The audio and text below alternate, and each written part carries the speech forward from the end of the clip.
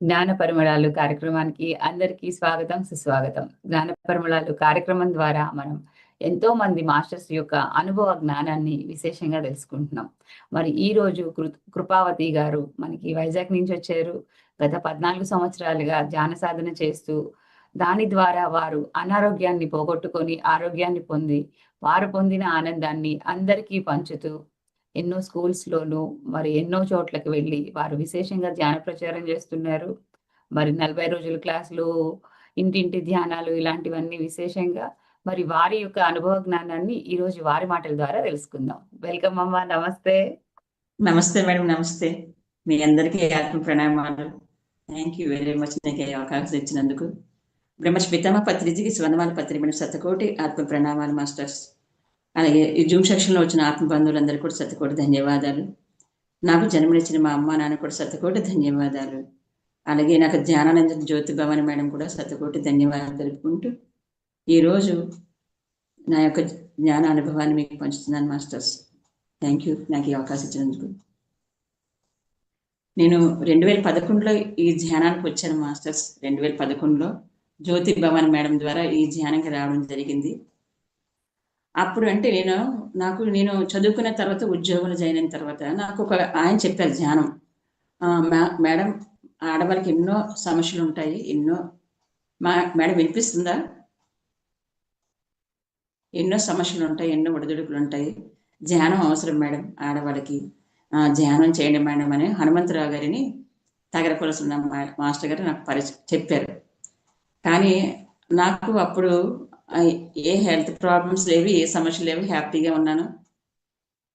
ధ్యానం ఎందుకు చేయాలి, పూజలు చేస్తున్నాం కదా, భగవంతుడిని మనం పూజిస్తున్నాం కదా, ధ్యానం ఏంటి అని అనుకుండేదాన్ని. ఆయన చాలాసార్లు చెప్పి ఒకసారి సరే ఆయన అన్నిసార్లు అడుగుతున్నారు కదా, ఒకసారి విందామని చెప్పేసి మా ఇంటికి రమ్మన్నా వచ్చారు ఆయన. నాకు మా సిస్టర్కి ధ్యానాన్ని పరిచయం చేశారు. ఆ పరిచయం చేసిన తర్వాత మాకు కూడా ధ్యానం చేయాలనిపించింది, చేసాము. నేను మహా ఎక్కువ 1 వీక్ చేశాను, అంతకన్నా ఎక్కువ చేయలేదు.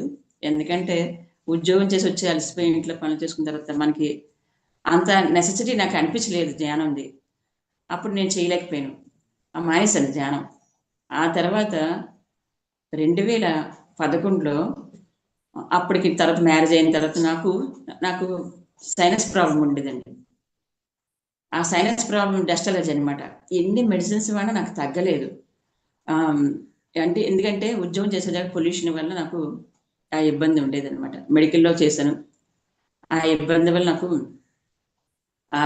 నాకు కెమికల్సే పడక నాకు డస్ట్ అలర్జీ. ఇంకా ఇంట్లో చిన్న పని చేసినా నాకు డస్ట్ అలర్జీ ఉండేది అనమాట. ఏ పని చేసేదాన్ని కాదు, ఓన్లీ వంట తప్ప ఇంకేమీ ఉండేది కాదనమాట. ఇంకే పని చేసే స్థితిలో నేను ఉండేదాన్ని కాదు. రోజు ట్యాబ్లెట్లు మింగేదాన్ని. డాక్టర్ దగ్గరికి వెళ్తే ఒక కోర్స్ తగ్గకపోతే సెట్రజని, తర్వాత ఏవీలని అలాగా డోస్ పెంచుతూ ఉంటే అవి వేసుకుంటే రిలీఫ్ వచ్చింది కొంచెంసేపు. తర్వాత మామూలే నా ప్రాబ్లమ్స్ అనమాట. కళ్ళంట ముక్కంట వాటర్ కారిపోతూ ఉండేది. ఏంట్రా సమస్య, ఏంటి భగవంతుడి బాధ ఎందుకు అనుకుంటుంది. అప్పుడు పూజలు కూడా ఉండేవి కదా, తలస్నానం చేయడం ఇవన్నీ కూడా ఉండేది అనమాట. డాక్టర్ ఏమన్నారంటే తలస్నానం చేయకూడదు మేడం అనేవాడు. కానీ తలస్నానం చేయకపోతే మనం పూజ చేసుకోకూడదేమో, గుడికి వెళ్ళకూడదేమో అనే భావన ఉండేది అనమాట. ఆ విధంగా నాకు చాలా సంవత్సరాలు సఫర్ అయ్యారు. ఆ మెడిసిన్స్ వాడుతుంటే నాకు ఏ ప్రాబ్లమ్స్ వచ్చింది, చెవి వినపడేది కాదు సరిగా. డాక్టర్ ఈఎన్టీ అంటే ఆయన ఏమన్నారంటే, అమ్మ నువ్వు ఏ మెడిసిన్స్ వాడుతావు అంటే, నేను ఎలాగా సైనస్కి వాడుతానంటే ఆయన ఏమన్నారంటే, మెడిసిన్స్ వాడడం మానేనమ్మా, దానివల్ల నీకు ఎఫెక్ట్ వస్తుంది అన్నారు. కానీ అది మానేస్తే నేను అసలు ఏ పని చేయలేను. ఎందుకంటే కనీసం బయటికి వెళ్ళే పరిస్థితి లేదు. పొల్యూషన్ వల్ల కొంచెం తుమ్ములు విపరీతంగా వచ్చేస్తుంది అన్నమాట. ఇంట్లోనే ఉండాలి ఈ పరిస్థితిలో ఉండేటప్పుడు. అప్పుడు దానివల్ల ఆ మెడిసిన్స్ వాడుతుంటే గ్యాస్ట్రిక్ ప్రాబ్లం ఒకటి యాడ్ అవుతుండేది అనమాట. అనిపించేది ఎందుకు ఈ జీవితం, ఎందుకంటే ఇంట్లో సమస్యల వల్ల కూడా మా మనసు అనేది సరిగా ఉండేది కాదనమాట. అనిపించేది ఇన్ని పూజలు చేస్తున్నాం, ఇన్ని దేవుళ్ళు చేస్తున్నాం, నా సమస్యలకి ఏంటి పరిష్కారం ఏంటంటే ఎక్కడికి వెళ్తే పరిష్కారం దొరుకుతుందా అనుకుంటేది అనమాట. అనుకొని జ్యోతిష్యాలని, జాతకాలని చాలా సెంటిమెంట్లు ఉండేవి నాకైతే. సెంటిమెంట్లు పిచ్చి. అంటే శుక్రవారం, మంగళవారం డబ్బులు ఎవరికి ఇవ్వకూడదు, రాత్రిపూట ఏంటంటే ఎవరికి కరివేపాకు కానీ, మజ్జిగ తోడులు కానీ, సూదులు కానీ అలాంటివి ఇవ్వకూడదు. ఇలాంటి సెంటిమెంట్లు అన్నీ ఉంటుండేవి నాకు. తర్వాత ఎదురు ఇవన్నీ పిచ్చి ఉండేది అనమాట. వాస్తు పిచ్చి ఇవన్నీ ఉండేవి. అంటే సమస్య వచ్చినప్పుడు ఎక్కడ సమస్య పరిష్కారం దొరుకుతుందో వెతుక్కుంటేదాన్ని. నాకు ఏదైనా చిన్న విషయం తెలిసిందనుకో అందరికీ చెప్పడం అనమాట. అందులో ఏంటంటే మా ఏరియాలో నేను డ్వాక్రా గ్రూప్లో కొంచెం లీడర్ అనమాట.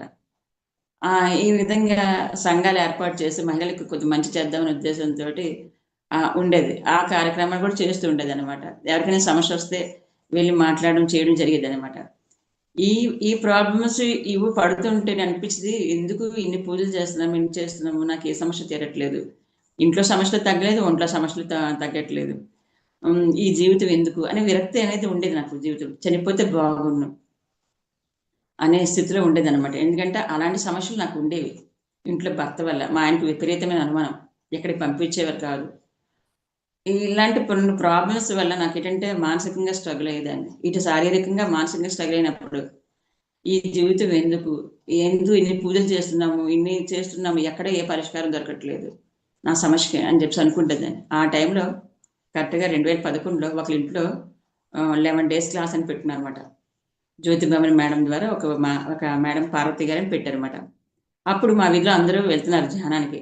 మధ్యాహ్నం 2 to 4 1 hour class, 1 hour masters యొక్క అనుభవాలు. అయితే అప్పటికి మా వీధిలో అందరూ వెళ్తున్నారు. నాకు చెప్పారు 2 రోజులు పోయిన తర్వాత ఇలాగా ధ్యానం చేస్తే బాగుంటుందట, ఆరోగ్యాలు తగ్గుతాయంట అని. నాకు కావాల్సింది మెయిన్ అదే. ఎందుకంటే నాకున్న అనారోగ్యాలు పోవాలి. అందుకని చెప్పి నేను అనుకుంటేది అనమాట. సరే వెళ్ళి విందామని చేసి వెళ్ళానమాట. వీధిలోనే కదని చెప్పి వెళ్తే వాళ్ళు ఏం చేశారంటే కళ్ళు మూసుకొని కూర్చోండి అని చెప్పేసి కళ్ళు మూసుకొని కూర్చోమన్నారు. ఆ కళ్ళు మూసుకొని కూర్చునేటప్పుడు గైడ్ చేస్తారు. ఏమంటే శ్వాస మీద ధ్యాస, ధ్యానం సర్వరోగ నివారణ, సకల జ్ఞాన ప్రసాదిని అన్నప్పుడు నాకు అనిపించింది, కళ్ళు మూసుకొని కూర్చుంటే రోగాలు తగ్గిపోతాయంటే ఎక్కడ తగ్గిపోతాయి? ఇన్ని మెడిసిన్స్, ఇంత టెక్నాలజీ ఉండేటప్పుడు నేను చేసింది మెడికల్ డిపార్ట్మెంట్లో. కాకపోతే మెడిసిన్స్ వల్ల సైడ్ ఎఫెక్ట్ ఉంటుంది నాకు తెలుసు, కానీ మందులకే కదా రోగాలు తగ్గుతాయి. మరి ఇన్ని మెడిసిన్స్, ఇంత మెడిసిన్స్ ఉన్నా తగ్గలేని రోగాలు, కళ్ళు మూసుకొని కూర్చుంటే ఏం రోగాలు తగ్గిపోతాయి? వీళ్ళు ఎలా చెప్తున్నారు ఏంటి అనుకుంటేది. అయినా సరే అందరూ కళ్ళు మూసుకొని నేను కూర్చుని అనమాట.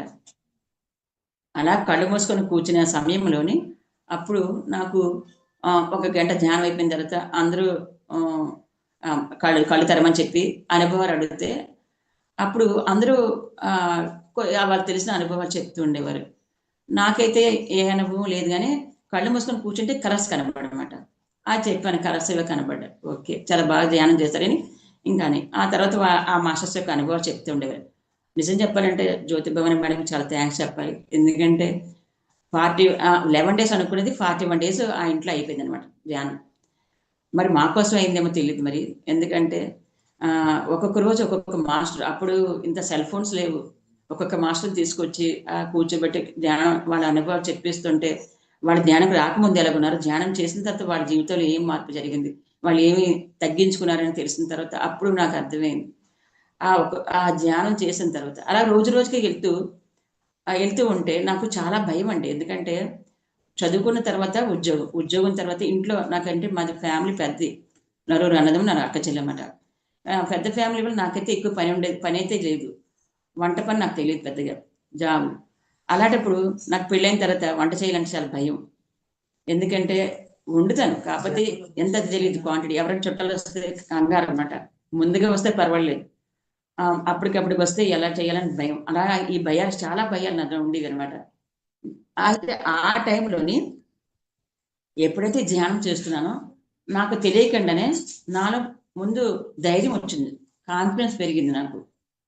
అప్పుడు అనిపించింది, ఈ ధ్యానం చేస్తుంటే ఏదో నా మీద నాకు నమ్మకం కలుగుతుంది అని అనిపించింది అనమాట. తర్వాత ధ్యానం చేస్తున్న కొద్ది దైవాలు కనబడుతున్నాయి. నేను పూజించే దైవాలు అంటే మనం ఏ దేవాలతో అనుకుంటాం, వాళ్ళందరూ కనిపిస్తూ ఉండేవారు. అనిపించింది, ఇంతవరకు పూజ చేస్తే మనకి కనబడిన దైవం అంటే పూజ చేసినప్పుడు బాబా తప్ప నాకు ఇంకెవరు కనబడలేదు. ఇంటి పూజ చేసినప్పుడు ఏ దైవం కనబడలేదు. ఇప్పుడు మాత్రం అందరి దేవుళ్ళు కనిపిస్తారు అనుకుంటేదని, ఇందులో శక్తి ఏదో ఉందనుకుంటేదని. ఆ తర్వాత నాకు పత్రి సార్ అంటే తెలియదు, కానీ వాళ్ళు చెప్తున్నవారు అనమాట. నేను అంతకుముందు ఎంతో మంది గురువులు కలిసేది అనమాట. అంటే నా సమస్య పరిష్కారం కోసం అలాగే పేపర్లు చూస్తుంది ఏ హోటల్లో ఏ స్వామీజీ దిగారంటే వెళ్ళిపోయేదాన్ని.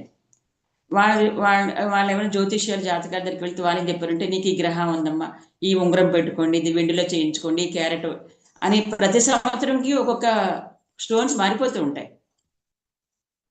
అలాగా ఆయన చేయించుకుంటుంది. మా అమ్మగారు అనేవారు, నువ్వు పూజలు చేస్తావు కదా ఇంత ఎక్కువగా, ఉదయం సాయంత్రం దీపం పెట్టడం నాకు అలవాటు, ఇన్ని పూజలు చేస్తావు, ఇన్ని చేస్తున్నావు కదా నీకు మళ్ళీ ఈ వీళ్ళందరూ జాతకాలు జ్యోతిష్యాలు ఈ జీవితాన్ని ఏం బాగు చేయవు, దైవాన్ని నమ్ముకో, నీకు అదే సమస్య పరిష్కారం వద్దని మా అమ్మగారు చెప్తుండేవారు. ఎందుకంటే నిజం చెప్పాలంటే మా అమ్మగారు చాలా పెద్ద గురువు మాకు చిన్నప్పటి నుంచి. మా ఇంట్లో పూజలు విపరీతంగా ఉండేవి. ఆవిడ ఎక్కువ దైవాన్ని నమ్మేవారు ఎక్కువ. అలాగే చెప్పినా సరే నేను పట్టించుకునేదాన్ని కాదు. అలాగే చెప్తారులే, ఎక్కడ ఏ సమస్య పరిష్కారం అని.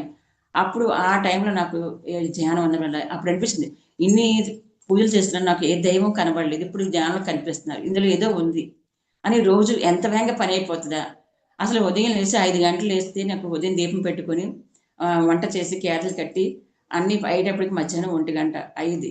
అలాంటిది మళ్ళీ మధ్యాహ్నం కొద్దిసేపు పడుకొని మళ్ళీ సాయంత్రం మళ్ళీ స్నానం చేసి దీపం పెట్టుకొని మళ్ళీ వంట చేస్తుంది. ఇలాంటి సమయంలో ఎప్పుడైతే ధ్యానంలోకి వచ్చానో తెల్లవారి నాకు 10 గంటలకల్లా పనులు మొత్తం అన్నీ అయిపోయేవి. చాలా ఖాళీ దొరికేది అనమాట. వాళ్ళు ఏమన్నారంటే 1 గంట ధ్యానం మీరు ఇక్కడ చేస్తున్నారు, ఇంటికి వెళ్ళిన తర్వాత మీకు ఎక్కువ ఎంత సమయం ఉంటే అంత సమయం ధ్యానం చేసుకోండి అంటే, సరే అని చెప్పి నేను ధ్యానాన్ని ఖాళీ ఉన్నప్పుడల్లా ధ్యానం చేసేదాన్ని. చేస్తూ ఉంటే నిజంగా అద్భుతాలు జరిగాయండి. ఏంటంటే నాకు సైనస్ ప్రాబ్లమ్ 15 రోజుల్లో తగ్గిపోయింది. ఎన్ని సంవత్సరాలు బట్టి మెడిసిన్స్ వాడుతున్నా తగ్గలేని రోగము ఒక 15 రోజులను ఫస్ట్ నాకు పోయేది ఏంటంటే, నాకు ధైర్యం అనేది వచ్చింది. తర్వాత నాకు పోయే రోగం ఏంటంటే సైనస్ ప్రాబ్లం. అప్పుడు అనిపించింది ఇందులో ఏదో శక్తి ఉంది, ఈ ధ్యానాన్ని వదలకూడదు. మళ్ళా తర్వాత మనం ధ్యానం ఒకటి చేస్తే కాదండి, సజ్జన సాంగత్యం చేయాలి. ఎందుకంటే పత్రిసారి ఏం చెప్తారు, అందరి అనుభవాలు వినండి అంటారు. నేను చెప్పాలంటే నిజమే, అందరి అనుభవాలు వినాలి. ఎందుకంటే ఏ ఒక్క ధ్యానం అంటే మన మనసులో ఎన్నో సందేశాలు ఉంటాయి కదా. నాకు ఎన్నో సందేశాలు ఉండేవి, కానీ అడగాలంటే భయం. ఏమనుకుంటారు అంతమందిలో వెళ్ళి అడిగితే ఏమనుకుంటారు అనుకుంటేదాన్ని. ఎప్పుడైతే నా లోపల సందేశాన్ని ఏ మాస్టర్ అయితే కూర్చున్నారో ఆ మాస్టర్ ద్వారా నాకు వచ్చేసేవి, అడగడానికి సమాధానం వచ్చేయమాట. అప్పుడు అనిపించింది ఆ సజ్జన సాంగత్యం నాకు చాలా, ఎప్పుడు 2 గంటలు అయిపోద్దా, ఎప్పుడు వెళ్ళి ధ్యానం చేద్దామా, ఎప్పుడు క్లాస్ విందామా అనిపించింది అనమాట. ఎంత బయట ప్రాపంచిక పనులైనా వదిలేదాన్ని, కానీ ఆ 40 రోజులు కూడా మిస్ అవ్వకుండా వినడం అయితే జరిగింది. వెళ్ళడం వల్ల ఎంతో మంది మాస్టర్స్ మేడమ్స్ యొక్క అనుభవాలు ఎంతో నాకు ఉపయోగపడ్డాయి. నాలో ఉన్న నేను ధ్యానం చేస్తున్న కొద్ది నాకు తెలియకుండానే నాలో ఉన్న సెంటిమెంట్లు పోయాయి. అంటే అప్పటి వరకు అంటే సెంటిమెంట్లు ఎలా పోయాయంటే అజ్ఞానం ఎలాగో తెలియదంటే సజ్జన సాంగత్యం వల్ల. సజ్జన సాంగత్యం వల్ల ఎందుకంటే ఆ మాస్టర్స్ యొక్క అనుభవాలు వాళ్ళు చెప్తున్న కొద్ది, నాలో ఈ క్వాలిటీలు ఉన్నాయి కదా, నేను ఇవి పోగొట్టుకోవాలి కదా, నేను ఇవి చెయ్యాలి కదా. నిజమే. ఒక మేడం క్లాస్ విన్నప్పుడు నాకు అర్థమైంది, ఈ క్షణం మంది కదా, ఆ క్షణం మంది కాదు కదా. మనం ఈ క్షణంలో ఏం చేసుకుంటాం అదే మనతో వస్తుంది కదా. మనం ఏం చేసినా మన పిల్లల కోసం, భర్త కోసం చేస్తాము, కానీ మన కోసం అంటే మనం ఏమి చేసుకోము. ఈ భూమి నుంచి వెళ్ళిపోయిన తర్వాత మనం సంపాదించుకున్నది ఏముంటుంది, ఆధ్యాత్మికత ఇదే కదా నిజంగానే.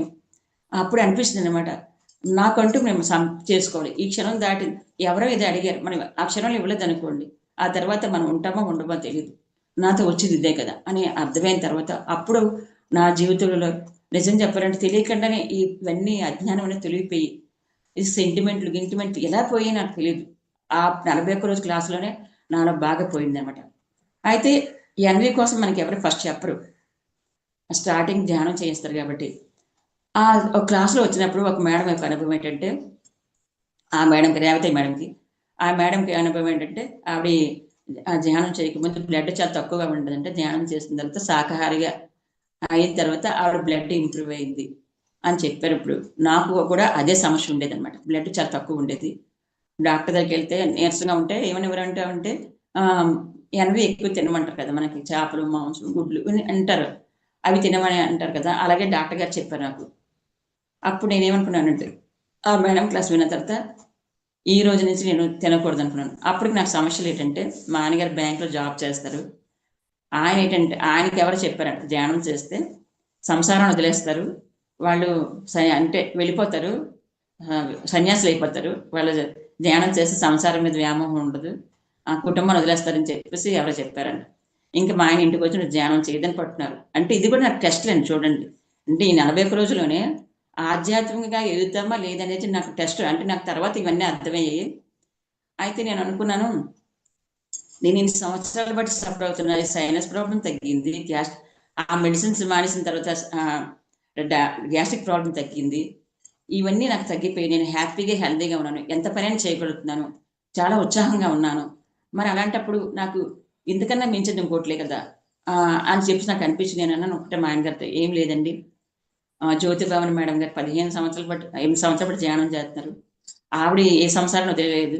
అలా ఎవరు చెప్పరండి, సంసారంలో నిర్మాణం చెప్తున్నారు, ఏది వదలక్కర్లేదు, ఎప్పుడు ఖాళీ ఉంటే ఆ సమయాన్ని కేటాయించుకోమని చెప్తున్నారు తప్ప వాళ్ళు దేన్ని వదలదు అంట్లో అంటే మా నాన్నగారు అన్న నాకు తెలియదు జ్ఞానం మాని వెళ్ళొద్దు. సర్లే అని చెప్పేసి ఆయన ఉండేటప్పుడు ధ్యానం చేసేదాన్ని కాదు, ఆయన లేనప్పుడు డ్యూటీకి వెళ్ళిపోయిన తర్వాత ధ్యానం చేసుకుంటేదాన్ని. మా పిల్లలు మా ఆయన ధ్యానం చేయొద్దని చెప్తున్నారని టీవీ సౌండ్ పెద్దగా పెట్టేసుకో నేను ధ్యానం కూర్చుంటే నాకు ఏం చేయాలో అర్థమైంది కదా, వాళ్ళు చెప్తే వినివారు కాదు. అప్పుడు మేడం గారు చెప్తే మేడం ఏమన్నారంటే, ఏం లేదు మేడం, అది కూడా వింటూ ధ్యానం చేసుకోండి, మీకు తర్వాత ఆ సౌండ్స్ కూడా వినపడమన్నారు. ఇది ప్రాక్టికల్ చేయాలి కదని చెప్పి నేను ఏం చేసానమాట, వాళ్ళు టీవీ పెట్టుకుంటే కళ్ళు మూసుకొని కూర్చుంటే ఆ మాటలు వింటూ ఉంటే నాకు తర్వాత తెలియకుండానే నేను డీప్గా వెళ్ళిపోయేదాన్ని. ఎంతసేపు ధ్యానం చేస్తే నాకు తెలిసింది కాదనమాట ఆ టీవీ. ఆ తర్వాత మా పిల్లలు అంటే మనం చెప్పకుండా మార్పు ఎలాగొచ్చిందంటే, నేను ఇంకా మా అమ్మ మేము చెప్పినా వినదు కదా ఆవిడ ధ్యానం చేస్తుందని, తర్వాత వాళ్ళకేమనిపిస్తుందో తెలియదు, నా ఎనర్జీలో తెలియదు, వాళ్ళు ఆటోమేటిక్గా టీవీ నేను ధ్యానం చేసినప్పుడు టీవీ కట్టేస్తారు తర్వాత. అంటే మార్పు మనం చెప్తే వినరండి వాళ్ళు, మనం చెప్పకుండానే మనం ఆచరణ చేస్తూ ఉంటే ఆటోమేటిక్గా అది కూడా నాకు అంటే ఇవన్నీ నాకు క్లాసులో వినడమే. ఈ క్లాసులో వాళ్ళకి అనుభవాలు వింటున్నప్పుడు నాకు అవన్నీ అర్థమయ్యాయి అనమాట. ఈ మాంసాహారం కోసం కూడా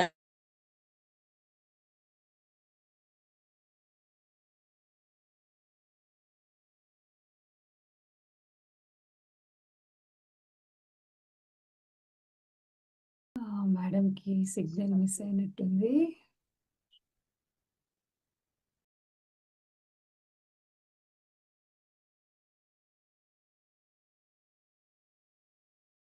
మేడం ఒక్కసారి లీవ్ అయ్యి జాయిన్ అవ్వండి.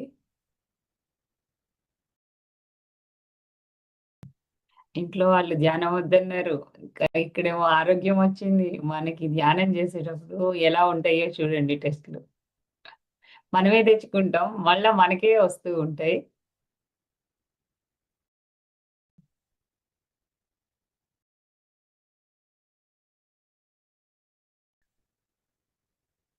కంటిన్యూ అండి. అన్మ్యూట్ చేసుకోండి. ఈ రోజు కానీ నేను ఎనభై మానేస్తాను అనుకున్నాను. అనుకున్న తర్వాత నాకు అనిపిస్తుంది, ఎందుకంటే మా ఆయనగారు చెప్తే ఇంట్లో గొడవ అవుతుంది, ఎందుకంటే ఆయన ముందే ధ్యానం వద్దంటున్నారు, ఇంక ఇలాంటివన్నీ నేర్పుతారని చెప్పి ఉద్దేశంతో నేనేమో అనుకున్నాను ఈ ఎనభై తినకూడదని. కానీ ఏదైనా పర్వాలేదు, కానీ నిజమే కదా, ఒక జీవి చంపకూడదు. మన పిల్లలకి ఎంత ఏమైనా ఏదైనా డాక్టర్ దగ్గరికి వెళ్తున్నాం, మరి వాళ్ళు ఎక్కడికి వెళ్తారు, వాళ్ళ ప్రాణం పోతే తిరిగి మనలాగా ప్రాణం రాదు కదా అని అనిపించిన తర్వాత, మరి వృక్షాలకు కూడా మనం తింటున్నాం, మరి వాటికి ప్రాణం ఉంటుంది కదా అన్నప్పుడు ఆ క్లాస్ కూడా వచ్చినప్పుడు ఆవిడ ఏమంటే, వృక్షాలకి నొప్పి ఉండదు, ఒక కాయ కోస్తే ఒక కాయ పుడుతుంది, కానీ జంతువుకి అది కాదు కదా అని చెప్పేసి మనం అమ్మవారికి పూజ బలిస్తాము. ఇచ్చినప్పుడు ఏం చేస్తామంటే, శనివారం అనుకోండి, సోమవారం అనుకో, మనం తినని రోజులైతే గోరు కొట్టి వదిలేస్తాము, మరి అది ఎంత హింస పడుతుంటది. ఇవన్నీ మనం తీసుకోవడం వల్ల మనకి ఇబ్బంది కలుగుతుంది, కాబట్టి ఇలాంటి ఆహారం మనం తీసుకోకూడదని చెప్పినప్పుడు నాకు అప్పుడు అర్థమైంది అనమాట. నేను ఇది చేయకూడదని ఇంటికి వెళ్ళిన తర్వాత మా ఆయనగారు చెప్పాను, నేను ఎన్వి తినండి, అలాగా నాకు బ్లడ్ అంటే మా ఆయన ఏమన్నా నీకు బ్లడ్ తక్కువగా ఉంటుంది, ఎన్వి తినకపోతే డాక్టర్లు నీకు ముందే చెప్పారు కదా ఎన్వి నువ్వు అలాగ వద్దు, అందుకే ధ్యానంకి వెళ్ళొద్దాను, నీకు ఇలాంటివన్నీ నేర్పుతారని చెప్పేసి అంటే, లేదండి నేను 41 రోజులు ధ్యానం చేస్తాను కాయగూరలు తింటూ, నాకు కానీ బ్లడ్ చేరకపోతే నేను చెప్పింది చేస్తాను, చేరితే మాత్రం మానేస్తానని చెప్పాను అనమాట. ఇంక పాప మా ఆయన ఇంకేం కాదనలేక నాకు కాయగూర తెచ్చేవారు, నేను మామూలుగా వాళ్ళకైతే ఉండేదాన్ని, కానీ నేనైతే వెజిటేరియన్ తినేది అనమాట.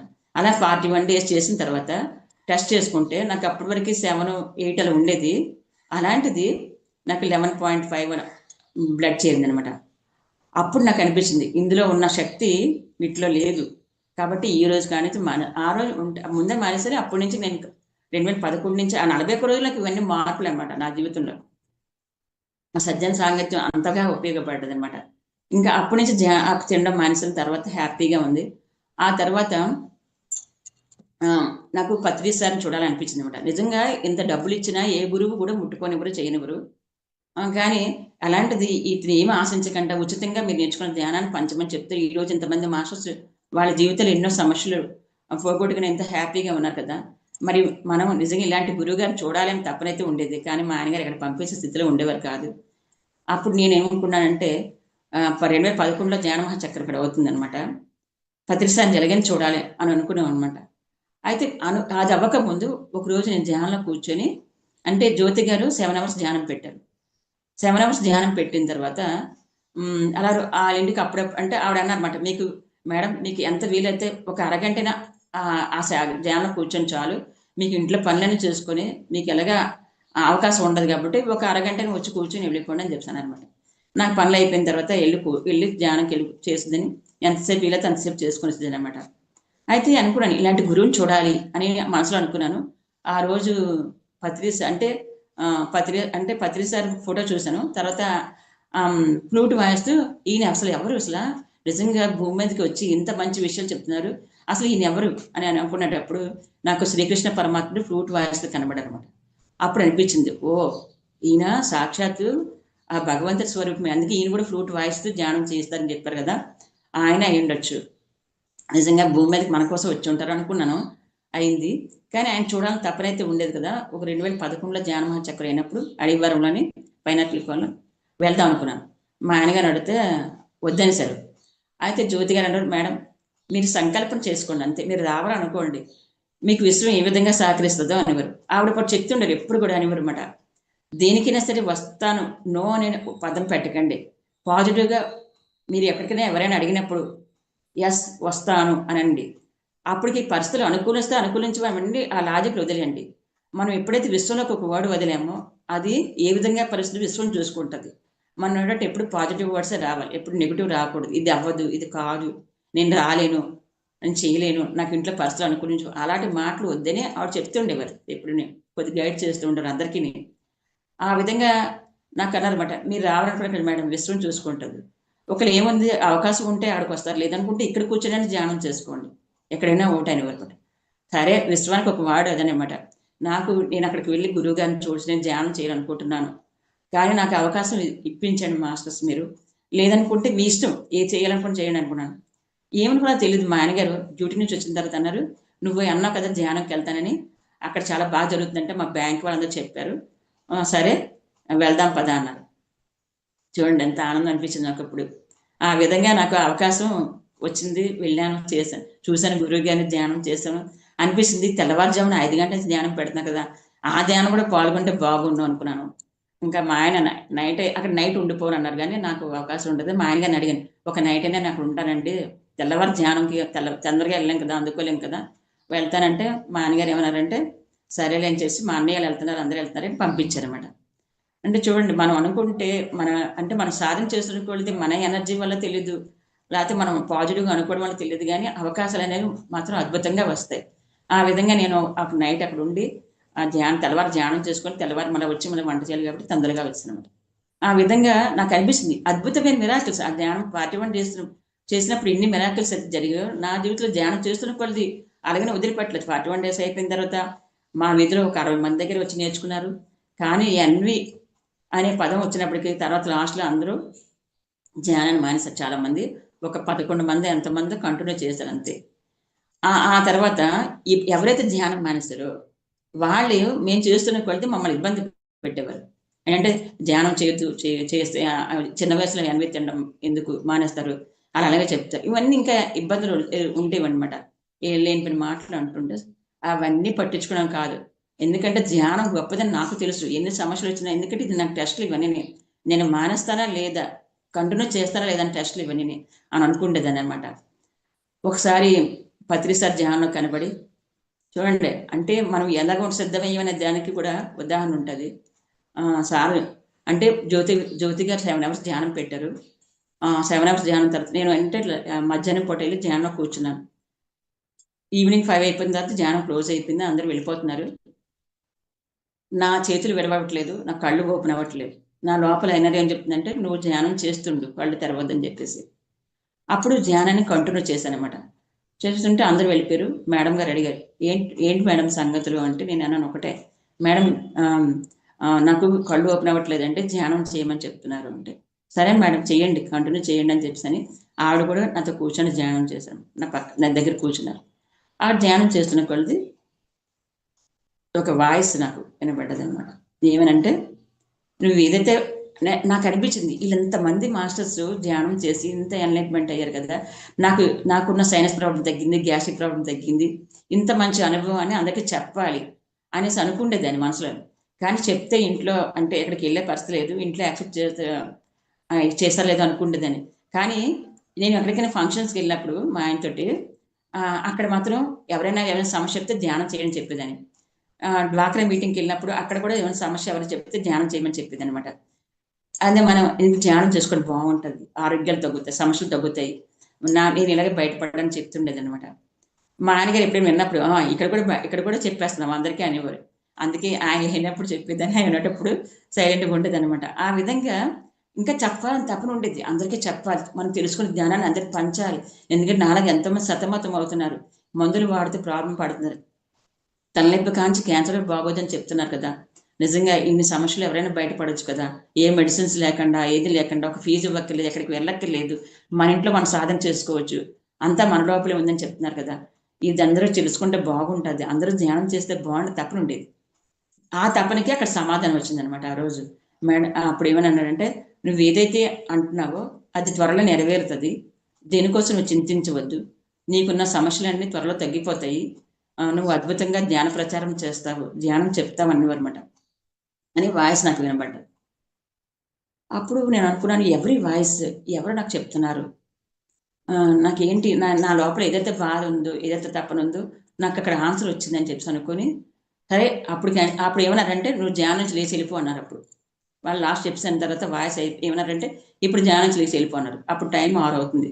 సరే అని చెప్పేసి గబగబా ఇంటికి వచ్చి మళ్ళీ వంట చేయాలి, మా ఆయన గారు వచ్చేస్తాను భయంతో వచ్చి వంట చేశాను అనమాట. వంట చేస్తాను అప్పుడు నన్ను వంట చేస్తున్నప్పుడు నాకు అనిపించింది అనమాట, ఎవరి వాయిస్ నాలా తప్పనికి కరెక్ట్గా అక్కడ ఆన్సర్ వచ్చింది, ఎవరు చెప్పారు. తర్వాత రాత్రి ధ్యానంలో కూర్చునేటప్పుడు నాకు పత్రిసారి కనబడడం, అప్పుడు నాకు అనిపించింది, ఓ ఈ మహానుభావుడా నాకు ఈ జ్ఞానోదయం కలగజేశారు అనుకున్నాను అనమాట. ఇలాంటి అద్భుతాలు.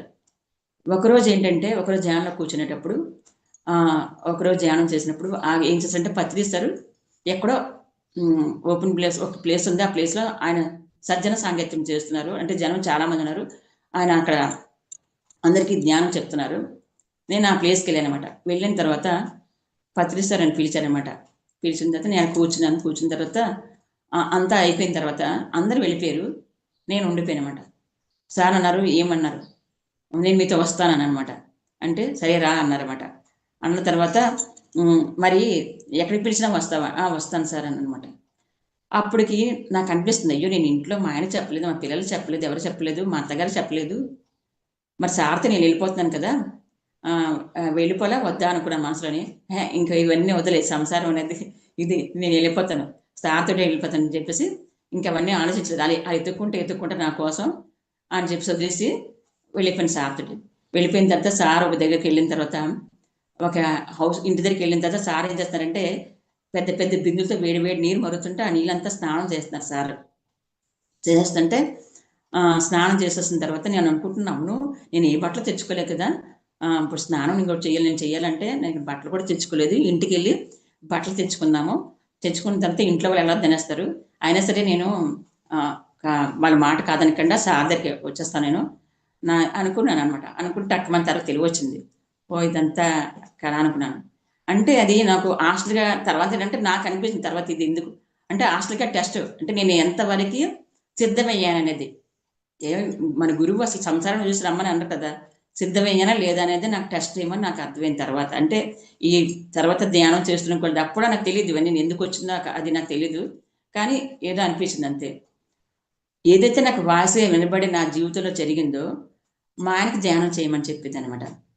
మా ఆయన ధ్యానం వద్దు అనేవారు కదా, తర్వాత నాలో మార్పులు చూసి ఇంకా ఆయన కూడా ఏమనేవారు కాదనమాట. ఆ తర్వాత 2012లో కర్తాలో ధ్యాన యజ్ఞం అవుతుంది. మా అన్నయ్యలు, మా ఇంటి దగ్గర కొంతమంది ధ్యానం వాళ్ళందరూ, జ్యోతి గారు అందరూ వెళ్తున్నారు. నాకు రమ్మన్నారు. రమ్మంటే మా ఆయన గారు పంపరు కదా, ఆయన పంపరు అనకూడదు కదా, ఆయన అడుగుదామని చెప్పేసి అడిగాను. నేను కూడా వెళ్తానంటే హైదరాబాద్ కడతాలు అవుతుందంట, ధ్యాన మహాచక్రం అవుతుందంటే నువ్వు వెళ్తాను అంటే మా ఆయన గారు ఏమన్నారంటే వద్దు వద్దు వెళ్ళొద్దు, నువ్వు ఇంట్లో ఇక్కడ చేసుకున్నాగా చాలే అన్నారన్నమాట. సర్లే ఇంక ఎక్కువ అడగకూడదు మనం, ఎందుకంటే ఎక్కువ అడిగినా అక్కడ ఇంకా పంపుతారో లేదా తర్వాత విషయం అనుకోండి. ఇంక నేను అడగలేదు, డిస్కషన్ చేసేదాన్ని కాదు. ఎందుకంటే అది పర్మిషన్, మన ధ్యానం చేసిన పర్మిషన్ కూడా గొప్ప విషయం. వద్దు వద్దు అన్న వాళ్ళు ఆ మాత్రం పర్మిషన్ ఇచ్చి నేను అనుభూతి తినకపోయి నాకు సహకరిస్తున్నందుకు నిజంగా నాకు ధ్యాన మార్గంలోకి వచ్చినందుకు నా భర్తే నా గురువు. ఎందుకంటే ఆయన లేకపోతే నేను అసలు ధ్యాన మార్గం రానేమో. ఎందుకంటే మన సమస్య ఉంటేనే ధ్యానంలోకి వస్తామండి, లేదంటే పూజలు పునస్కారాలతోటి అన్నీ ఉన్నాయి, నాకైతే ఏమీ లోటు లేదు. ఎందుకంటే A to Z మా ఆయన తెచ్చి పెట్టేవారు, బయటికి ఎక్కడికి పంపించేవారు కాదు, మొత్తం ఇంట్లో సమస్తం ఆయన చూసుకునేవారు. నా పని వంట చేసుకోవడం ఉండడం అంతవరకే, వెళ్తే ఆయనతో వెళ్ళాలి, కానీ ఏ లోటు లేకుండా చూసేవారు ఆయన. అలాంటిది ఇంకంతకన్నా మించింది ఏమంటో చెప్పండి. కానీ అలాంటిది ఏంటంటే ఇది ఎప్పుడైతే ఈ ధ్యానంలోకి వచ్చానో ఆయన అంటే మనం ఏదైతే అనుకుంటామో అది అద్భుతాలు జరుగుతాయి అనేది నా జీవితంలో చాలా ఉదాహరణలండి. అన్నీ ఇప్పుడు చెప్పలేను కాబట్టి కొన్ని కొన్ని చెప్తాను. ఆయన అలా అప్పుడు ఏమో వెళ్తాను అనుకునేటప్పటికి ఆయన ఏమన్నారంటే వెళ్ళదని సరే వదిలేశాను. నేను సంకల్పం పెట్టుకున్నాను, నేను అక్కడ ధ్యాన మహాయజ్ఞానికి వెళ్ళాలనుకుంటున్నాను అని అనుకున్నాను మనసులో. అంతే, మాస్టర్స్కి వదిలేశాను అంతే. ఏమనుకున్నా తెలీదు, నాకు కూడా చెప్పలేదు. వచ్చేటప్పుడు డ్యూటీ వచ్చేటప్పుడు మా అన్నయ్య ఇంటికి వెళ్ళి మా అన్నయ్య వెళ్తున్నారు కాబట్టి వాళ్ళు అప్పటికే రిజర్వేషన్ అయిపోయింది. నాకు కూడా డబ్బులు ఇచ్చి మా ఆవిడకి రిజర్వేషన్ చేయించి మీరు తీసుకెళ్ళని చెప్పి ఇచ్చేసారు. ఇలా అప్పుడు ఇంటికి వచ్చి చెప్పారన్నమాట, నువ్వు కూడా వెళ్తున్నావు మీ అన్నయ్యలతోటి అన్నారు. నాకు చాలా అద్భుతం అనిపించింది. నిజం చెప్పారంటే ఆయన అలా పంపించడం ఫస్ట్ టైం, ఆయన లేకుండా అక్కడ పంపరు. ఫస్ట్ టైం నన్ను పంపిస్తున్నారు అనేది నిజంగా ఇవన్నీ మిరాకిల్స్. అంటే ఇదంతా మాస్టర్స్ చేస్తుంది. మనకు ఆలోచన సంకల్పం కరెక్ట్గా ఉంటే అవన్నీ పనిచేస్తాయనేది నేను అనుకున్నాను అనమాట. అంటే ఇప్పుడు ఈ జ్ఞానం వచ్చింది కాబట్టి ఇలా చెప్పగలుగుతున్నాను. అప్పట్లో అంటే నాకు అంత ఐడియా లేదు. అలాగే జరుగుతుంది. జరుగుతుంది కొద్ది అలా ధ్యానం చేస్తున్నాను. ధ్యానం ఎన్నో అనుభవాలు, ఎన్నో అద్భుతాలు జరుగుతున్నాయి. అప్పటికి మా ఆయనకి ధ్యానం చేయమంటే అన్నారు, నేను చెయ్యను, ఇది దైవ కార్యక్రమం, ఎన్వి తినక నేను ఉండలేను, నేను చెయ్యను, ఇది ఎన్వి తినకూడదు అన్నారు. అదేమి లేదంటే ధ్యానం చేయండి, మీరు ధ్యానం చేయండి, ఎన్వి కోసం చెప్పను, చేయండి ధ్యానం చేస్తే మీకు మంచి జరుగుతుంది. ఎందుకంటే ఆయన మోకాళ్ళ నొప్పికి గ్యాస్ట్రిక్ ట్యాబ్లెట్లు వాడుతుండేవారు. ఈ ట్యాబ్లెట్లు మీరు మానేస్తారంటే అప్పుడప్పుడు చేసేవారు, కంటిన్యూ అయితే చేయలేదు. మనం ఎక్కువ ప్రెజర్ చేయకూడదు కదా, ఎందుకంటే ఎవరు ఎప్పుడు రావాలో అప్పుడే వస్తారని ఆ క్లాసులో వినేదాన్ని కదా, ఓకే వాళ్ళకి టైం పడుతుందని అనుకున్నాను, వదిలేశాను. అయితే ఉదయాన్నే తెల్లవారు దీపం పెట్టడం అలవాటు కదా, ఆ తెల్లవారు దీపం పెడితే రోజు 2 పూటలు దీపం పెడితే ఎప్పుడో ధ్యానంకి వచ్చానో నా లోపల దీపం పెట్టొద్దని చెప్పేసి వస్తుంది. నాకు దేవుడి దీపం పెట్టాలని లేదు, తెల్లవారు స్నానం చేసి ధ్యానం చేయాలని ఉండేది అనమాట. అయితే ఉండేటప్పుడు మా అందరూ వీధిలో అందరూ అనేవారు, రోజు తెల్లవారు తులసి మీద దీపం ఉండేది, ఇంట్లో దీపం ఉండేది, ఇప్పుడు మీ ఇంట్లో దీపాలు లేవు, ఈ ధ్యానంకి వెళ్తే వాళ్ళందరూ మానేమంటారు, ఇవే చెప్తారని చెప్పేసి అంటే మా ఆయనగారు కొట్టినారు, నువ్వు దీపం పెట్టట్లేదు అంటే నేను ఏంటి దీపం కన్నా ధ్యానం గొప్పదండి, నేను చేస్తున్నాను ధ్యానమే అంటే ఇంకా వాళ్ళ ఇబ్బంది పడకూడదని వాళ్ళ కోసం దీపం పెట్టేదని పెడుతూ నేను ధ్యానం చేసుకునేది అనమాట. తర్వాత రాను అలా తగ్గిపోయింది. దీపం పెట్టడం మనిషిని ఆయన నాకు ఇబ్బంది పెట్టేవారు కాదు, తగ్గిపోయింది. ఒకసారి వినాయక చవితి వచ్చిందండి. ఆ వినాయక చవితి వచ్చినప్పుడు ఏంటంటే మా ఆయనగారు, నేను పలహారాలన్నీ వండారు, మా ఆయనగారు అన్ని సర్దారు, వినాయకుడి విగ్రహం మట్టి విగ్రహం తెచ్చారు, అన్ని చేశారు, అన్ని సర్దారు. నా దగ్గర నేను పూజ చేసినప్పుడు నా దగ్గర విఘ్నేశ్వరుడిది వెండితో ఉండేది, వెంకటేశ్వర స్వామిది, లక్ష్మీదేవిది, కనక మహాలక్ష్మిది, దుర్గాదేవిది, అంటే రోజుకి ఒక దేవుడు అనమాట. బుధవారం అయితే వినాయకుడు, అలాగే ఒక్కొక్క దేవుడికి ఒక్కొక్క రోజు అనమాట అభిషేకం చేసి ఆ మంత్రాలు, లలిత సహస్రము, విష్ణు సహస్రాలు, హనుమాన్ చాలీసా ఇవన్నీ చదువుకుంటూ ఉండేది. నాకు పూజ చేస్తే 1 గంట టైం పట్టేది. అలాంటిది ఎప్పుడైతే ధ్యానంలోకి వచ్చానో ఇంకా అవన్నిటి మీద నాకు వ్యామోహం లేదు. అంటే నా లోపల అవి చేయని తపనైతే పోయింది, కానీ చేస్తుండేదాన్ని అనమాట. అప్పుడప్పుడు చేస్తూ ఉంటే అది కూడా ఆ రోజు వినాయక చవితి రోజు మా ఆయనగారు ఏం చేశారంటే అవన్నీ సర్దినప్పుడు ఇవి కూడా వెండి గ్రహాలు ఆ వినాయకుడి ముందు పెట్టి పూజ అంతా అయిపోయిన తర్వాత ఎప్పుడు వీధిలో ఉన్న వాళ్ళకి ఇచ్చేస్తుంటాము.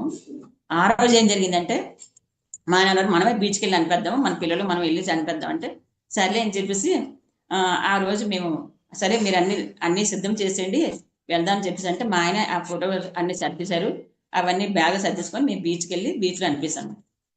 అనిపించిన తర్వాత ఇంటికి వచ్చాం హ్యాపీగానే. ఆ మరుసటి రోజు ఉదయం ఏంటంటే దేవుడి మందిరంలో చూస్తే ఈ విగ్రహాలు ఏవి లేవు, ఈ వెండి విగ్రహాలు అన్నీ వెళ్ళిపోయాయి. వెళ్ళిపోయిన తర్వాత అప్పుడు మా ఆయన అడిగాను, ఏంటి విగ్రహాలు లేవిటండి అంటే, మా ఆయనగారు ఏమన్నారంటే, లేదు లేదు, అది నువ్వే కదా తీసావు అన్నారు. నేను ఎక్కడ తీసానండి, అనే సర్దింది మీరే కదా, నేనేం తీయలేదండి అన్నాను. అయితే మర్చిపోయిన, అయితే నాకు తెలియకుండా గంగలో కలిసిపోయానని చెప్పి అన్నారు. వినాయకుడి విగ్రహంతో పాటు వెళ్ళిపోయింది. నేనైతే అస్సలు ఫీల్ అవ్వలేదండి. ఎందుకు ఫీల్ అవ్వలేదంటే, అవి వద్దని మనకు చెప్తున్నారు, విగ్రహాలు వద్దని నాకు చెప్తున్నారు, కానీ ఈయన చేయమంటున్నారు కదని నేను అక్కడ చేస్తున్నాను.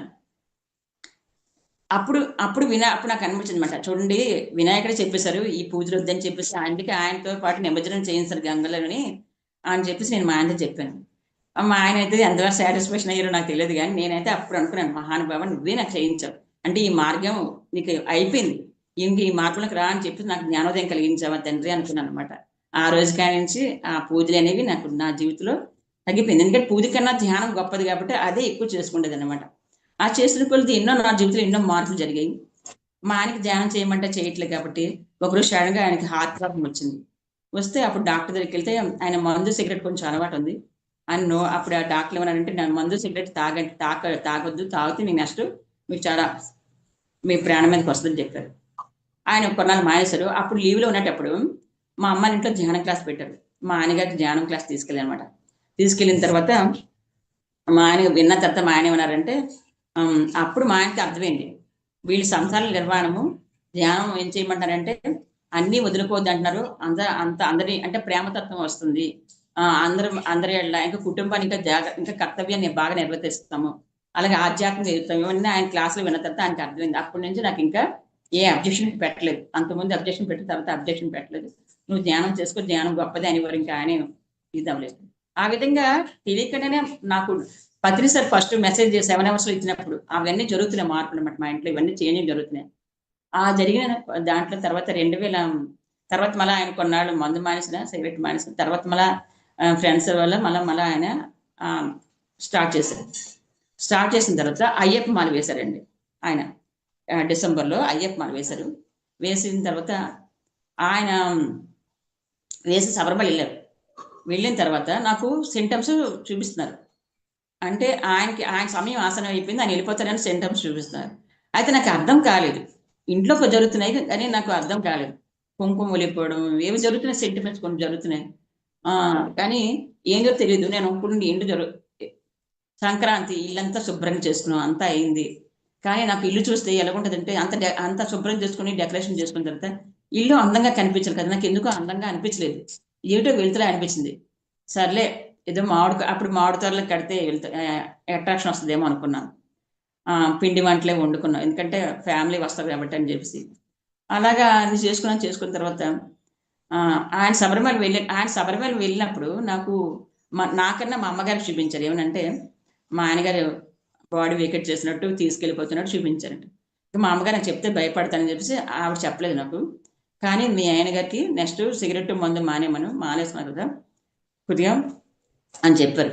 చెప్పిన తర్వాత నేనేమో మా ఆయన వచ్చిన తర్వాత, మీరు ఇంక ఎన్వి ముట్టకండి, అదే సిగరెట్ మందు మానేయండి మీరు, మీకు ఎలాగే ముందు డాక్టర్లు వద్దన్నారు కదా అంటే, అలాగే చెప్తారు డాక్టర్లు, నాకు ఇప్పుడు ఏం రోగం లేదు, నేను హ్యాపీగా ఉన్నాను కదా అని ఇంకా వదిలేశాను. ఆ తర్వాత ఆయనకి కరెక్ట్గా సంక్రాంతి భోగి అయిన మరుసటి సంక్రాంతి రోజు సడన్గా బీపీ పెరిగిపోయి ఆయనకి స్ట్రోక్ వచ్చింది.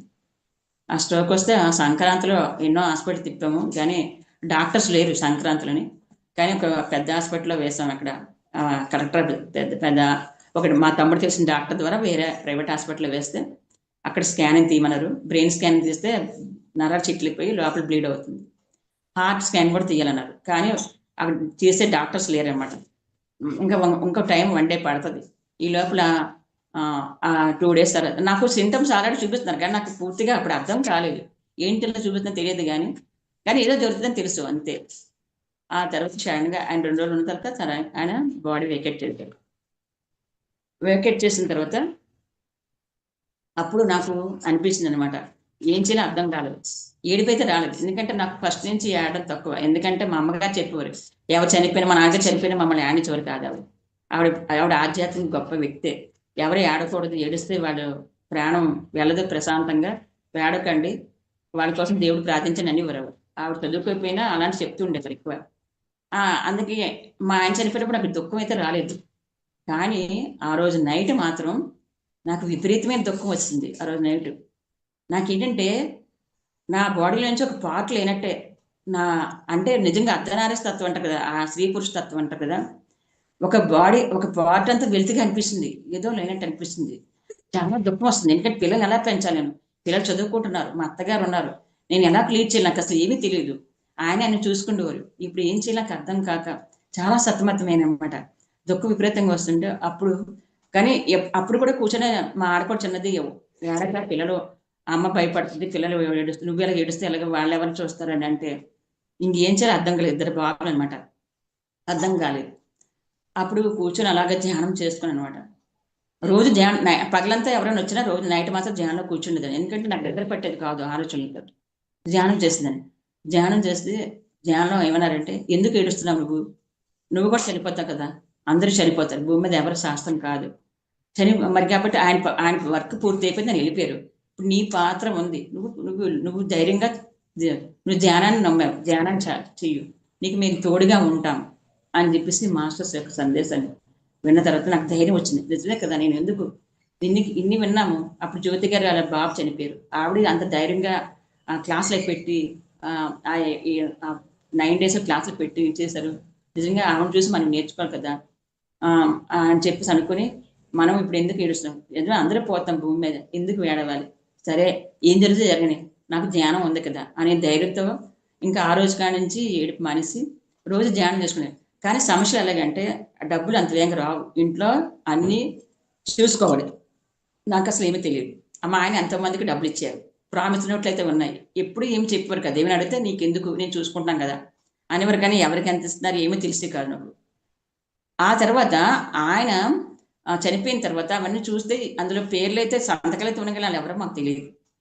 అయితే అయితే ఒక ఆయన మాత్రం తీసుకొచ్చి 10,000 ఇచ్చారమ్మా, మీ ఆయన గారు నాకు ఇచ్చారమ్మా ఆ డబ్బులు అని ఇచ్చేసారు. మిగతా ఎవరు ఇవ్వలేదు. నేను ఒకటే అనుకున్నాను, ధ్యానం ఉన్నాం కాబట్టి మనకి అప్పటికి కొంచెం అర్థమవుతుంది కాబట్టి నేను ఒకటే అనుకున్నాను, ఆయన ఎంతమంది రుణపడి ఉన్నారో ఆ రుణం తీర్చుకొని వెళ్ళిపోయి ఉంటారు. అది మాకు ప్రాప్తం ఉంటే వస్తారు, లేకపోతే లేదు. ఇంకా దానికోసం ఆలోచించిన మనిషి. కానీ ఇంట్లో లీడ్ చేయాలి, ఇంట్లో గడవాలి ఎలాగా. అప్పుడు నేను అనుకున్నాను అనమాట, మాస్టర్స్కి అడిగిదాన్ని, నాకు ఈ సమస్య ఉంది, నాకు మీరే చూడండి అని అనేదాన్ని. కానీ ఏ విధంగా హెల్ప్ వచ్చో తెలీదు, మా ఫ్యామిలీ ద్వారా అందరి ద్వారా ఆ ధనం అంతా సహాయం అందిది. ఎప్పుడు ఆయన లేని లోటు లేకుండా వెళ్ళేది. కానీ నాకు కొనడం ఏమి చేత కాదు, ఏం చేయాలి అర్థం కాక, సరే ఇప్పుడు మా అత్తగారు ముసలావిడ కాబట్టి ఆవిడ ఏమీ చేయలేరు. మా పిల్లలకి తెలియదు ఏమిని, డబ్బులు ఇస్తే కొనుక్కోవడం తప్ప బయట ఖర్చు పెట్టేవారు. నేనే ఇంకా బజారు చేసుకొని ఇంట్లో అన్ని చూసుకోవాలి అనుకుని నేను ఏం చేస్తానంటే, బండి నేర్చుకుంటే బెటర్, దూరం కదా బజార్లు అన్ని షాపులు అనేసి వెళ్ళి బండి నేర్చుకున్నాను. నేర్చుకున్న తర్వాత మా ఆయనగారు డబ్బులు వస్తే బండి కొనుక్కుందాం అనుకున్నాను. ఈ లోపల ఏంటంటే మా సిస్టర్ గారి ఇంటికి వెళ్ళిన ఒకసారి, వెళ్ళిన తర్వాత అంటే మా సిస్టర్ పాప బండి ఉంటే నేను అలా తీసుకొని రోడ్డు మీదకి వెళ్ళాను అనమాట. వెళ్ళేటప్పుడు సడన్గా ఒక ఆయన అడ్డొచ్చారు. నా స్కిడ్ చేసేటప్పుడు పక్క తప్పించేటప్పటికి అక్కడ పెద్ద రాయి ఉందా, రాయి తగిలి నేను అక్కడ కాలం ఉంటే కాళ్ళ పడిపోయింది, బండి నమ్మే పడిపోయింది. పడిపోయిన తర్వాత చుట్టుపక్కల వాళ్ళు వచ్చారు, లేపారు, తీశారు. కానీ నాకు అసలు ఒక రక్తం చొక్క రాలేదు, దెబ్బ తగలేదు, ఏమీ లేదు. మనం మామూలుగా వచ్చాను. వచ్చిన తర్వాత ఆ నైట్ కొంచెం బ్యాక్ పెయిన్ అనిపించిన తర్వాత మనకు ధ్యానం సర్వరోగ నివారణ అన్నాను కదా, ధ్యానం ఎందుకు, నేను అక్కడ ఏ మెడిసిన్స్ ఆ డాక్టర్ దగ్గరికి వెళ్ళను అని చెప్పేసి అనుకుని రోజు ధ్యానం చేసుకున్నదని ఆ బ్యాక్ పెయిన్ కూడా కంట్రోల్ అయిపోయిన తర్వాత అప్పుడు ఒక రోజు ఏంటంటే మా ఇంట్లో నీళ్ళు పడుతున్నాను, టైల్స్ వల్ల నీళ్ళు జారి బింతో సహా నేను జారిపోయింది. అప్పుడు నాకు విపరీతమైన పెయిన్ వచ్చిందన్నమాట. అప్పుడు నాకు ఈ కుడికాలు నడవలేకపోయేదాన్ని, లోపల నరాలని బిగబెడిసి వెన్నుపూస అంటే ప్రాబ్లం, బ్యాక్ పెయిన్. డాక్టర్ దగ్గరికి వెళ్తే డాక్టర్ ఏమన్నారంటే, స్కాన్ చేసి అంతకుముందు ఏమైనా పడిపోయారా అంటే అప్పుడు చెప్పాను అలాగని. అయితే నీకు అప్పుడే ప్రాబ్లం ఉందమ్మా, నీకు వెన్నుపూస జాయింట్స్ కొంచెం నరాల్సి తప్పిపోయని చెప్తాను అనమాట. అప్పుడు నువ్వు కింద కూర్చోకూడదు, దీనికి ఆపరేషన్ చేయాలి, 3 lakhs అవుతుంది. ఒకవేళ ఆపరేషన్ చేసినా సక్సెస్ అవ్వకపోతే మా లైఫ్ అంతా మంచం మీద ఉండాలి, మీరు ఏ పని చేయలేరు, నించొని చేయాలి, కూర్చోకూడదు, అంటే కింద కూర్చులో కూర్చోండి అని తిన్నంగా కూర్చొని చెప్పి అన్నారు. నాకు అర్థం కాలేదు, ఎందుకంటే మా అత్తగారు ముసలాడు, ఇంకా పిల్లలు ఉన్నారు. నేను ఇప్పుడు ఆపరేషన్ చేయించుకున్నా కొన్ని సక్సెస్ అవుతుందని గ్యారెంటీ ఇవ్వట్లేదు, అప్పటికి ఇంకా డబ్బులు రాలేదు, కొన్ని ఎలాగో చేయించుకుంటాం ఫ్యామిలీ ద్వారా అనుకున్నా. కానీ సక్సెస్ అవ్వకపోతే ఎందుకు? అప్పుడు నాకు అనిపించింది, తలనొప్పి కాంచి క్యాన్సర్ బాగోదని చెప్పారు కదా, నేను కూడా అందరికీ చెప్తున్నాను కదా, మరి ఇప్పుడు నాకు సమస్య వచ్చినప్పుడు నేను ఎందుకు ధ్యానాన్ని నమ్మకూడదు అనుకుని నేను ఒకటే అనుకునేది అనమాట. అంటే మనం ఎవరో మన ఆత్మని ఎవరో అనుకుంటాను, కానీ బాబా అనుకునేది. బాబా, నేనైతే ఏ మెడిసిన్స్ వాడిని, ఏ డాక్టర్ దగ్గరికి వెళ్ళి ఏ ఆపరేషన్ చేయించుకోను. నన్ను ఎలా నడిపిస్తారో తెలియదు. నేను ఆధ్యాత్మికంగా సేవ చేయాలనుకుంటున్నాను. కాబట్టి నన్ను ఎలా నడిపిస్తారో నాకు తెలియదు. నన్ను నడిపించాలనుకుంటే నాకు నాకు ఇది హీల్ అవ్వాలి. నేను ధ్యానమే చేస్తాను, ఇంకేమి చేయను అనుకొని రోజు రాత్రిపూట మా అత్తగారు పడుకున్న దగ్గర కూర్చొని, ఆవిడ హాల్లో కూర్చొని కుర్చీలో కూర్చొని ధ్యానం చేసేదనమాట. ఆ ధ్యానం చేసినప్పుడు నేను అనుకుంటుందాన్ని, ఈ ధ్యానం ద్వారా నాకు సంపూర్ణ ఆరోగ్యం రావాలనుకున్నాను ఒక్కటే. అలా అనుకుని ధ్యానం చేస్తాను అంతే. అలా చేసిన తర్వాత ఒక 16 రోజుల తర్వాత అండి, ఒక తెల్లటి కాంతి నా బ్రహ్మరంధ్రం గుండా, నా వెన్నుపూస గుండా కాంతి ప్రసారం జరిగి, ఏ కాలైతే కుడికాలు ప్రాబ్లం ఉందో ఆ కుడికాలు గుండా వచ్చి బొటన వేలు ద్వారా కింద భూమిలోకి వెళ్ళిపోయింది అనమాట కాంతి. తెల్ల జర్జర అంటే మనకి ఉరుములు ఎలాగొస్తే అలా వచ్చిందనమాట. నేను అనుకున్నాను నాకు ఏదో శక్తి ప్రవాహం జరిగింది అనుకున్నాను, కానీ తగ్గిపోయిన సంగతి తెలియదు. ఆ తెల్లవారు లేచేటప్పుడు నార్మల్ అయిపోయింది. నా బాడీలో నరాలన్నీ మామూలుగా అయిపోయి, కాలు నడవడం అవుతుంది, ఆ దిగబెట్టిన వదిలేస్తాయి, ఏ చెయ్యి అయితే పని చేయలేదో అన్నీ పనిచేశాను. అప్పుడు అనిపిస్తుంది, ఒక్క రూపాయి ఖర్చు లేకుండా నిజంగా ఇంత ఆపరేషన్ లేకుండా ఇలా ఇంత తగ్గుతుందా, ధ్యానం ఇంత గొప్పదా అని నేను అప్పుడు మనస్ఫూర్తిగా నమ్మి ఇది అందరికీ తెలియపరచాలి. ఎంతోమంది బ్యాక్ పెయిన్తో బాధపడతారు, ఎంతమంది ఆపరేషన్ చేసుకున్నారు. నాతో పాటు చేసుకున్న ఒక ఆవిడ మంచం మీద ఉంది, కానీ నేను ఏ ఆపరేషన్ చేసుకోకుండా ధ్యానం నమ్ముకున్నాను కాబట్టి నాకు 16 రోజులు క్లియర్ అయిపోయింది. అప్పుడు ధ్యానం ఇంత గొప్పదని నేను నమ్మాను అనమాట. ఇంకా అది ప్రచారం చెయ్యాలి. అప్పుడు ఇదే నా అనుభవాన్ని ప్రచారం చేస్తుంది అనమాట. నేను ఏదైతే తగ్గించుకున్నా మన ప్రచారం జరిగింది అనమాట. అలా చెప్తూ ఉండేదాన్ని స్కూళ్ళకి వెళ్ళి. అప్పుడు నాకు అరకులో స్కూల్కి 10 రోజులు వెళ్ళి ధ్యానం చెప్పాలని చెప్పేసి ఒక 10 మంది మేడమ్స్, ఒక 5గురు ఏమో పాడారు, ఒక 5గురు అరకులో వేశారు. ఆ అరకులో వెళ్ళి స్కూల్లో అక్కడ హాస్టల్లో ఉండి మేము ధ్యానం చెప్పామన్నమాట. అక్కడ చుట్టుపక్కల స్కూల్కి వెళ్ళినప్పుడు ఏంటంటే నాకు ఒక రోజు ఏంటంటే మేము ధ్యానం ఉదయాన్నే వెళ్ళి స్కూల్కి వెళ్ళి ధ్యానం చెప్పేసిన తర్వాత ఖాళీ టైంలో వెళ్ళి ఒకసారి అక్కడ చాపరాయి ఉంటే ఆ చాపరాయి దగ్గరికి వెళ్ళి మేమందరం వాటర్ ఫాల్స్లో స్నానం చేద్దామని వెళ్ళామన్నమాట. ఎంజాయ్ చేద్దామని వెళ్ళినప్పుడు మేము 5గురు లేడీస్ అనమాట. అయితే అప్పుడు ఏంటంటే అలాగే రాయి మీద కూర్చొని స్నానం చేస్తున్నాము, కొంచెం అలాగే ఎక్కుదాం అనేటప్పటికి నాకు నా జుట్టు కొద్ది పెద్దది, జుట్టు మీదేమో ఒక ఆవిడ చెయ్యేసింది. నేను గొక్కు లేసేటప్పటికి ఏంటంటే నా మొహం ఆ పెద్ద బండరాయికి తగిలి ఇంకా రక్తం ముక్కంట, పళ్ళంట, నోటంట బ్లడ్ విపరీతంగా కారిపోతుంది.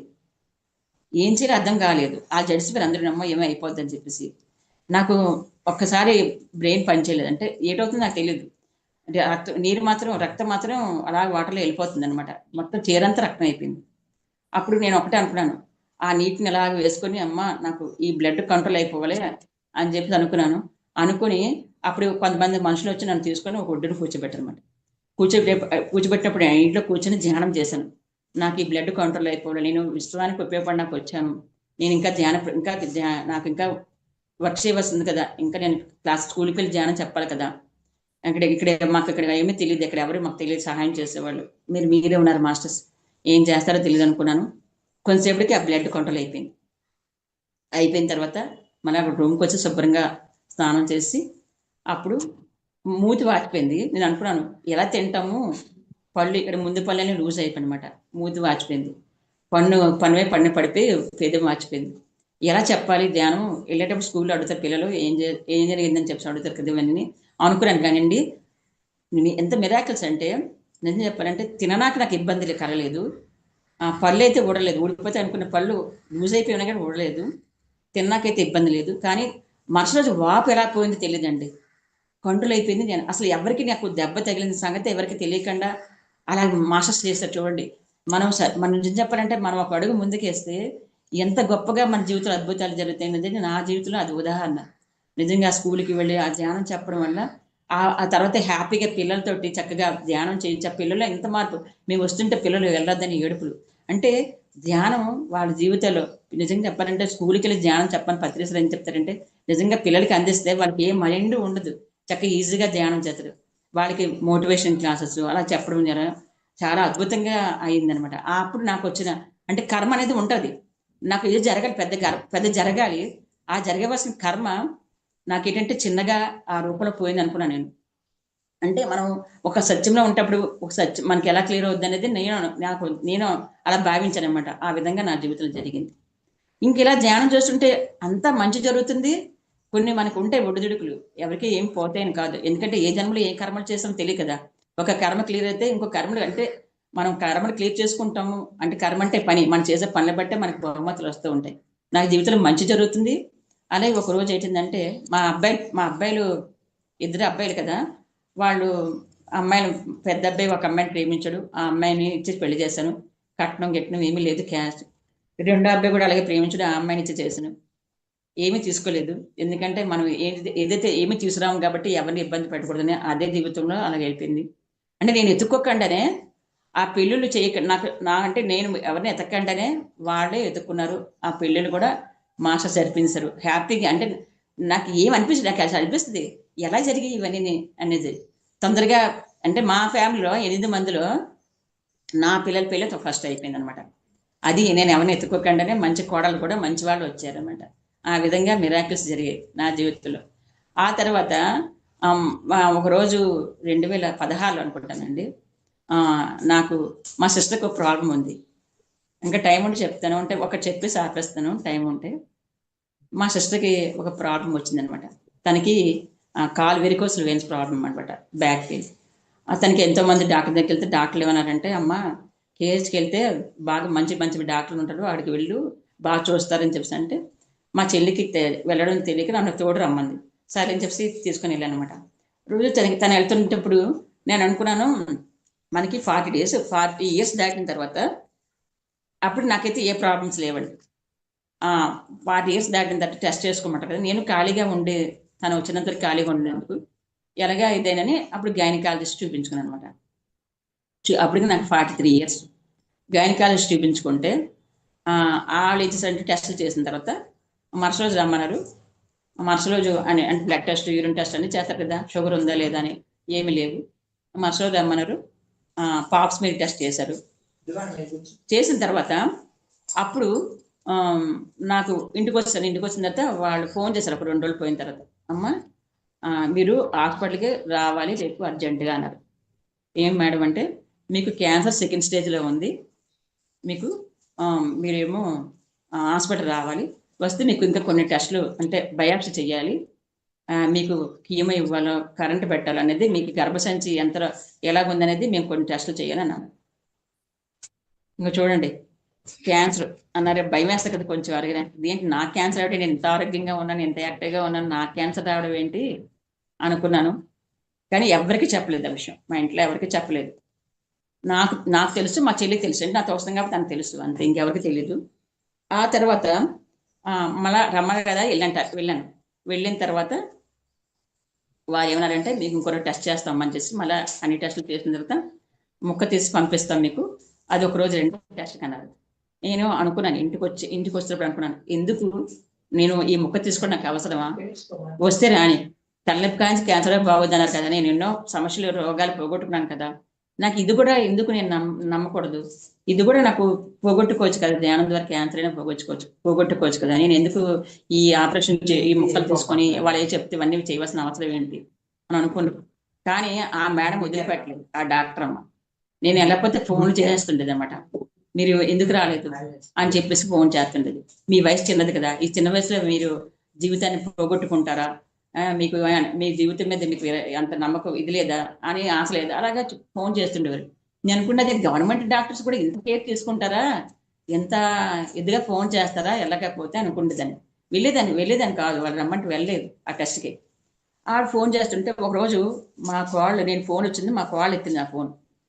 ఎత్తేటప్పుడు నేను అనుకొని ఫోన్ తిట్టేస్తాను మేడం అట, మీకు ఏంటమ్మా అంత అశ్రద్ధ ఏంటి అని చెప్పేసి. అప్పుడు మా కోళ్ళకి తెలిసింది, అంతవరకు నేను మా కోళ్ళకి చెప్పలేదు.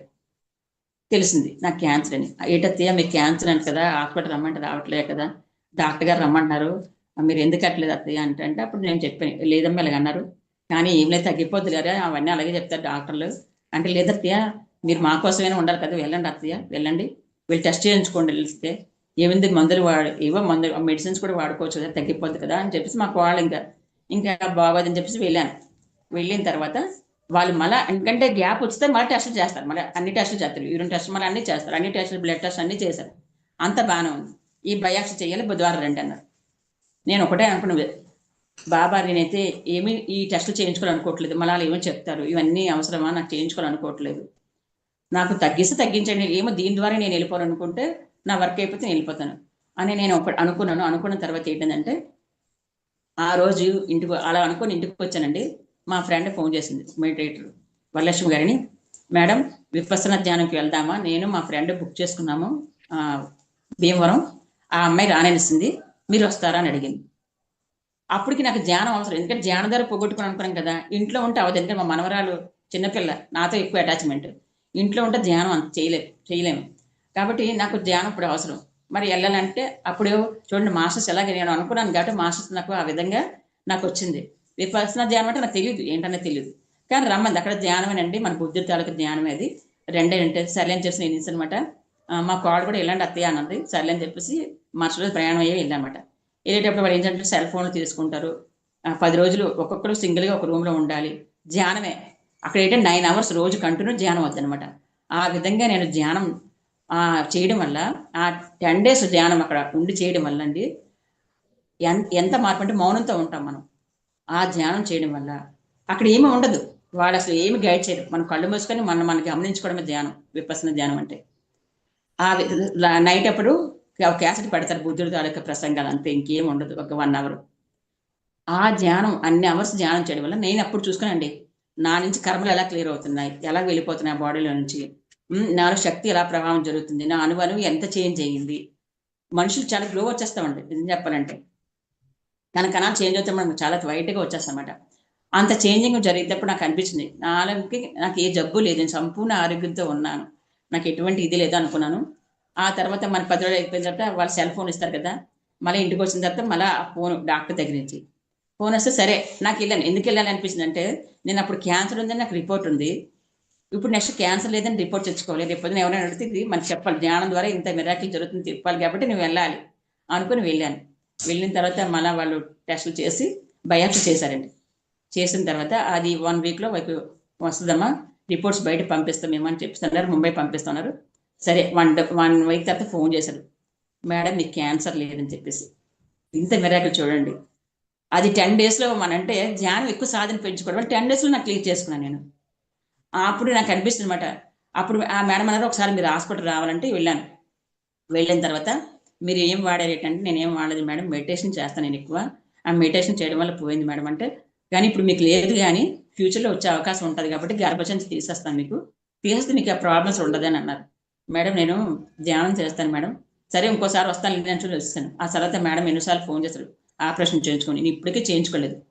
2016 జరిగింది, ఇప్పటి వరకు నాకు ఏ మెడిసిన్స్ వాడలేదు, ఏ ప్రాబ్లం లేదు, ఏది లేదండి. ఎంత యాక్టివ్గా ఉంటామంటే, నేను కొండలు ఎక్కగలుగుతున్నాను, ఎక్కడికైనా వెళ్ళగలుగుతున్నాను, ధ్యాన ప్రచారం చేస్తున్నాను, స్కూల్కి వెళ్ళి ర్యాలీలో పాల్గొంటాను, ఆ ఇంట్లో అన్ని పనులు చేసుకుంటాము, మా కోడలు చేయాలని లేదు, ఒక పని నేను ఒక పని వాళ్ళు, అలాగే నా అవసరం ఎక్కడుందంటే అక్కడ, అంటే నేను ఎంతగా సద్వినియోగం చేసుకోవాలి అంతవరకు సద్వినియోగం చేసుకుంటూ ఎంత అద్భుతంగా జీవించగలిగానంటే నిజంగా అంటే ధ్యానమేనండి. చాలా మిరాకిల్స్, ఇంకా ఎన్నో అద్భుతాలు, కానీ అన్నీ ఇప్పుడు చెప్పే టైం ఉండదు కాబట్టి ఇవన్నీ ధ్యానం చేసిన ప్రతి ఒక్కరికి సాధ్యమే. కాబట్టి మనల్ని మనం నమ్ముకోవాలి, మన మీద మనకు విశ్వాసం ఉండాలి. ధ్యానం అంత గొప్పది, నిజంగా సకల రోగ నివారణ, సకల జ్ఞాన ప్రసాదిని, సకల భోగ నివారణ అంటారు. నా జీవితంలో అన్ని మిరాకిల్స్ జరిగాయి, అద్భుతం. కాబట్టి ఇంకా అవకాశం ఉంటే కొంచెం చెప్తాను, టైం అయిపోతే ఓకే ఆపేస్తాను. ఇంకొకసారి ఇంకో సెషన్లో తీసుకుందామండి. మాస్టర్స్ మరి చూడండి, ధ్యానం చేయటం వలన ఎన్ని లాభాలు, చేయకపోతే మరి అన్నీ మిస్ అయిపోతాం కదా. సెకండ్ స్టేజ్లో ఉన్న క్యాన్సర్ని 10 రోజుల్లో 10 గంటలు ధ్యాన సాధన ద్వారా తగ్గించుకోవడం అంటే, మన మైండ్ అక్కడ కేవలం ఈ మైండ్ చేసే గేము అంటే, మన ధ్యాస అమ్మో నేను ఆరోగ్యంగా లేను అంటే ఆరోగ్యం ఉండదు నిజంగానే, ఆరోగ్యంగా ఉన్నాను అనుకుంటే ఆరోగ్యంగానే తయారవుతాం. వెంకటలక్ష్మి గారు మాట్లాడండి. మేడం గారు అనుభవాలు ఏంటంటే నాకు చాలా గుర్తొచ్చినాయండి. నాకు 3 అమ్మాయిలు అన్నాను కదా, మూడో అమ్మాయి 2వ నెల అప్పుడు చనిపోయారండి మా వారు. అయితే నాకు అసలు అందరూ సొత్త కొత్త ఏడుపు వచ్చేది కాదు. నైట్ పడుకున్నప్పుడు కళ్ళు కారిపోయి అట్లకి అయ్యాని. మేడం గారు అలాగే చెప్తున్నారు, నాకు అదే గుర్తొచ్చింది. అయితే అప్పుడు జ్ఞానం తెలియదండి. 2002లో చనిపోయారు. అప్పుడు మూడో పాపకి సంటి పిల్లండి, 2వ నెలలో జరుగుతుందండి. అయితే మా అమ్మగారు ఏడ్చిపోయారంట. చూస్తాకు వచ్చిన వాళ్ళు అంటే అనుకునేవారంట తల్లి ఏడుతుంది కూతురు ఏడుతులేదని ఇవ్వరంట. అది మరి వినపడేదంటే నాకు కళ్ళల్లో నీళ్ళు వచ్చేవి కాదు. మరి పగలు అసలు ఏడుపు రాలేదు. నైట్ మాత్రం ఈ 3 పిల్లల్ని ఎలా పెంచాలి ఏం చేయాలి అని ధైర్యం సరిపోయేది కాదండి. సరిపోక అదే వాటికి అయ్యే కారిపోయి ఏడుతుంది కూడా కాదు అప్పుడు కూడానే, అలా కారిపోయాయండి. నాకు ఈ జన్మలో మాత్రం చిన్నప్పటి నుంచి స్పిరిచువల్గానే ఉన్నానండి. ఎందుకంటే ఏ దేవుళ్ళకి మొక్కులు మొక్కడం ఏమీ చేయలేదండి నేను. అది కావాలి ఇది కావాలని అడగమని వారు మా అమ్మగారు. అడిగితేనే ఇస్తాడా దేవుడు అనేదాన్ని. అంటే తెలియకుండానే అలా అనేదాన్ని అనమాట చిన్నప్పుడు కూడా. అదనమాట. నాకు మేడం గారు ఏంటంటే నాకు చాలా గుర్తొచ్చినాయి అనమాట. Thank you. థ్యాంక్ యూ అండి, బాగా చెప్పారు మేడం. Thank you. హ్యాపీగా అండి. చెప్పారు. ప్రతి ఒక్కరి జీవితంలో ఎన్నో ఉంటాయి. కాకపోతే మనం వాటిని ఎరుకతో చూసుకోము. ఇప్పుడు చెప్తున్నప్పుడు అక్కడ కనెక్ట్ అవుతుంది. ధ్యానానికి రాకముందైనా, వచ్చిన తర్వాతైనా మన ఆలోచన విధానం మెయిన్. మన ఆలోచనలు సరిగా ఉంటే ఆటోమేటిక్‌గా అన్నీ ఉంటాయి. కొంతమంది ధ్యానం చేయని వాళ్ళు కూడా మనకన్నా అద్భుతంగా జీవిస్తున్న వాళ్ళు ఉన్నారు. చేసిన వాళ్ళు జీవించిన అంటే అది వాళ్ళు ఉన్నారు. గత జన్మ సంస్కారం వల్ల అలా వస్తదంటండి. హ్మ్. మా మూడో పాప అండి 6వ తరగతి చదివేటప్పుడే జ్ఞానం మొదలెట్టింది. తను చాలా జన్మలు తెలిసినయి, చాలా అనుభవాలు ఉన్నాయండి మా మూడో అమ్మాయికైతే. నాకు కొంచెం తక్కువే. అనుభవం అంటే ఏదైనా అనుభవమేనండి. కానీ ఓకే ధ్యానం అండి. అయితే మాత్రం థ్యాంక్ నాకు యూ. చాలా ఇష్టం. ఎంత ఇష్టం అంటే అంత ఇష్టమండి. పత్రిజీ అందుకే అందరి దగ్గర అనుభవాలు వినండి, అనుభవాలు వినండి అన్నారు. సార్ ఎంత అనుభవాలు వింటారు. అవును. వింటూ ఉంటే అలా మేడం చెప్తూ ఉంటే అదొక ప్రవాహంలా వస్తూనే ఉంటుంది. మరి మనకు కూడా సమయాతీతం కాబట్టి కొంచెం దాన్ని కూడా చూసుకోవాలి. Thank you madam. Thank you so much masters. మరి మన మాస్టర్స్ యొక్క జ్ఞానము వారి సాధన ద్వారా, సాధనకు ముందు దేనినైనా మనం సాధించుకునే శక్తి ఉంది. కేవలం మన ఆలోచనల ద్వారా ఏదైనా మార్చుకోగలుగుతాము. ఇప్పటి వరకు మనం రోజు ఎంతో మంది మాస్టర్లను చూస్తూనే ఉన్నాము. ఇప్పటికైనా మన ఆలోచనలు ఎలాగా ఉన్నాయో చూద్దాం. బుద్ధుడు చెప్పిన అష్టాంగ యోగంలో సరి అయిన ఆలోచనలు, సరి అయిన వాక్కు, ఇవన్నీ మరి అంతే కదా. అన్ని సరి అయినా మన పత్రిజీ బోధించిన, బుద్ధుల వారు బోధించిన, ఎవరు చెప్పినా సరి అయినా ఇవన్నీ సరిగా ఉంటే మనం సరిగానే ఉంటాము. Thank you masters. మరి దట్ ఈస్ పత్రిజీ కార్యక్రమంలో మళ్ళా కలుద్దాం. అప్పటి వరకు సెలవు. నమస్తే. సర్వే జన థ్యాంక్ యూ మేడం. సుఖినో భవంతు. నాకు అవకాశం ఇచ్చిన మీ అందరికీ thank you very much madam. Thank you. Thank you అండి. థ్యాంక్ యూ అంతే మేడం గారు మీకు కూడా. Thank you madam. Thank you. ఈ జూమ్ సెక్షన్స్ కూడా థ్యాంక్ యూ. Bye masters. మరి ఈ వీడియోని లైక్ చేయాలి కదా. ఈ వీడియోని లైక్ చేయండి, షేర్ చేయండి, మన వారందరికీ పంపించండి. ఖచ్చితంగా చేస్తాం. Thank you all. థ్యాంక్